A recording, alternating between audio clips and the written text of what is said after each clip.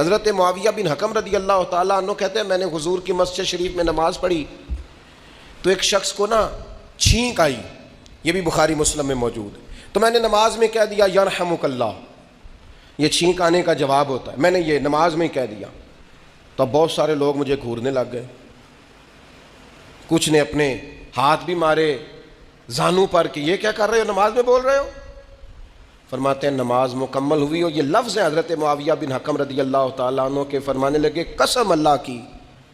میں نے حضور سے بہتر سمجھانے والا نہ پہلے کبھی دیکھا ہے نہ بعد میں کبھی دیکھا ہے۔ فرماتے ہیں نہ حضور نے مجھے مارا نہ ڈانٹا، بلکہ جس طرح ایک بچے کو گویا ٹریٹ کیا جاتا ہے، سمجھایا جاتا ہے، حضور فرمانے لگے اللہ کے بندے نماز میں کوئی اور بات نہیں کرنی چاہیے، صرف اللہ کی تسبیح پڑھنی چاہیے، اس کے اسماء کا ذکر کرنا چاہیے یا قرآن پاک پڑھنا چاہیے، نماز میں کوئی اور کلام کرنے کی اجازت